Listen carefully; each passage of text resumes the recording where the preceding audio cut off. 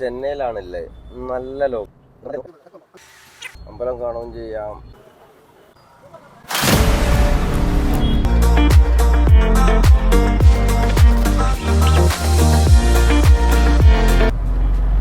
അപ്പോൾ ലൂപ്പിലെ 8ാമത്തെ ദിവസം ചെന്നൈയിലാണല്ലേ, നല്ല ലോക്കിലാണ്, ട്രാഫിക് ലോക്കിൽ നല്ല ബ്ലോക്കാണ് ഇവിടെ. രാവിലെ തന്നെ നമ്മൾ ബ്രേക്ക്ഫാസ്റ്റിന് വേണ്ടിയിട്ട് ഇറങ്ങാണ്. മൈലാപ്പൂർ പോവാം.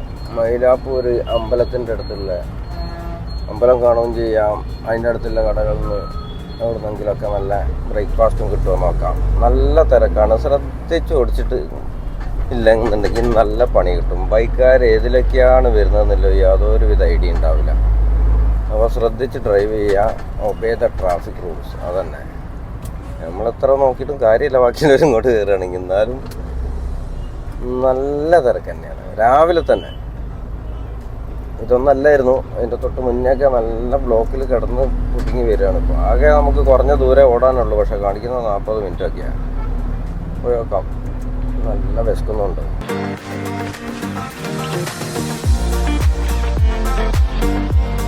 വർക്കിങ്ങിന് ഉണ്ടാവുമല്ലോ അമ്പലമൊക്കെ ആകുമ്പോൾ.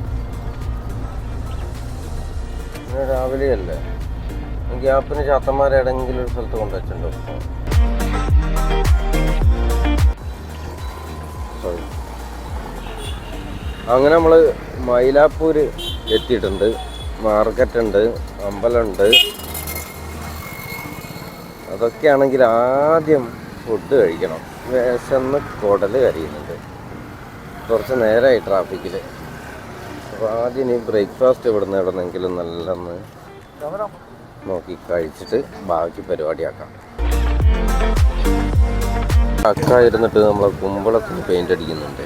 ഓരോ കോലങ്ങൾ ഒക്കെയാണ് തോന്നുന്നു അമ്പലത്തിൽ എന്തോ. അപ്പോൾ ഇവിടെ എന്തൊക്കെയാണ് സ്പെഷ്യൽ എന്ന് ചോദിക്കുകയാണ്. ഇവിടെ അടുത്ത് നല്ല ഫിൽറ്റർ കോഫി കിട്ടുമെന്ന് പറഞ്ഞിട്ടുണ്ട്. എന്നാൽ പിന്നെ അതൊന്ന് കണ്ടോളയാം, ഫിൽറ്റർ കോഫി ഒന്ന് എക്സ്പീരിയൻസ് ചെയ്തോളയാം. അപ്പോൾ ബ്രേക്ക്ഫാസ്റ്റ് കഴിക്കാനിതാ അമ്പലത്തിൻ്റെ അടുത്തുള്ളൊരു കടയിൽ കയറുകയാണ്. പൊങ്കൽ വട അതിൻ്റെ ചട്നിയും കാര്യങ്ങളൊക്കെ.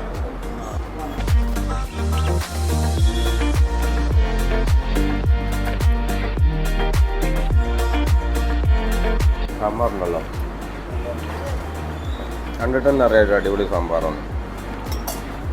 നോക്കട്ടെ.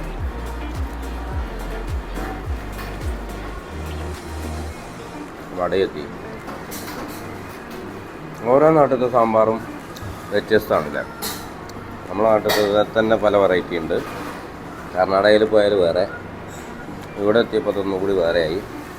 എന്നാലും എല്ലാം നല്ല രസമുള്ളതാണ്. എന്തായാലും കഴിച്ചോളെ. ഭയങ്കര ഫേമസ് ആയിട്ടുള്ള മൈലാപ്പൂർ ഫിൽറ്റർ കോഫി അടിക്കാൻ വന്നതാണ്. ഫിൽറ്റർ കോഫി വാങ്ങി കഴിഞ്ഞാൽ അങ്ങനെ 2-3 അടിയൊക്കെ അടിക്കണം എന്നാണ് പറയുന്നത്. എന്നാലാണ് അത് സെറ്റാവുള്ളൂ. അത്ര എന്നിട്ടൊന്ന് നോക്കി നോക്കാം. പിന്നെ വരാം. എന്നിട്ട് എല്ലാവരും ഈ കപ്പിലൊക്കെ ഒഴിച്ച് കുടിക്കുന്നതാണോ? എനിക്കതൊരു സെറ്റാവുമെന്ന് തോന്നില്ല. ഞാൻ ഇങ്ങോട്ട് നോക്കാം. കണ്ണൊക്കെ അങ്ങനെ തുറക്കുന്നത് സംഭവം സെറ്റാട്ടോ. കോഫി ആഹാ. അപ്പോൾ ഓരോ സ്ഥലത്തുള്ള മെയിൻ സാധനങ്ങൾ നമ്മൾ എടുക്കുക തന്നെ വേണം. എന്നാലാണ് അതിൻ്റെ കറക്റ്റ് ഓതൻറ്റിക് ആയിട്ടുള്ള സാധനം കിട്ടുക. നമുക്ക് ജിഗർത്തണ്ട മധുരയിൽ നിന്ന് കിട്ടിയ പോലെ. ഫിൽറ്റർ കോഫി ഞാൻ കുറേ കുടിച്ചിട്ടുണ്ടെങ്കിലും എന്നാലും വലിയൊരു കോഫി ലവറല്ല.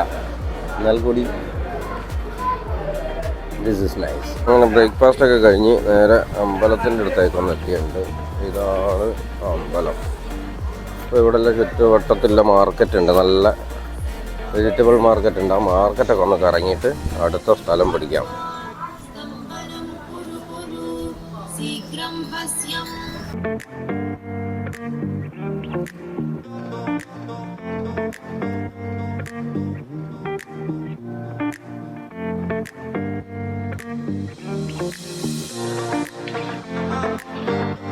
ഒരു ഭിക്ഷ എടുക്കാൻ വന്നതാണ്. ഭിക്ഷ എടുക്കാൻ പറ്റൂല എന്നാണ് ഇവിടെ അമ്പല കമ്മിറ്റിക്കാരനാ തോന്നുന്നു. ആളിവിടുന്ന് ആളുകളെ പറഞ്ഞു കേട്ടു.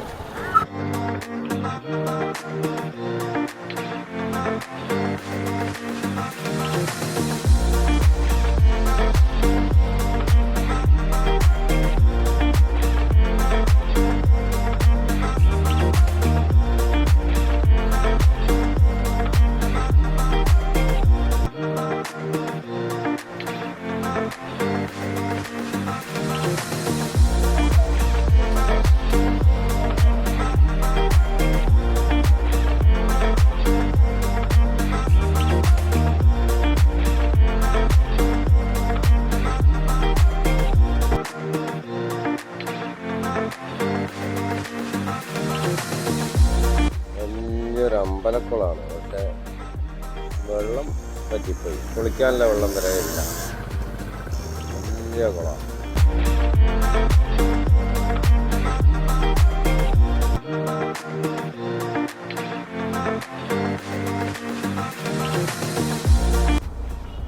പുറത്തൊക്കെ നമ്മൾ വൈകുന്നേരമല്ലേ പോവാ.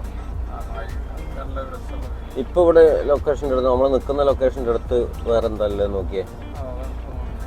ഏതാണ്? ഫിഷ് മാർക്കറ്റാ? എന്നാൽ പട്ടണപ്പാക്കം ഫിഷ് മാർക്കറ്റിലേക്ക് വിടാം, ഒന്ന് പോയി കണ്ടുനോക്കാം. ഓക്കെ, അപ്പം അതിലേക്കുള്ള ലൊക്കേഷൻ ഇട്ട് അവിടെ വെച്ചോ.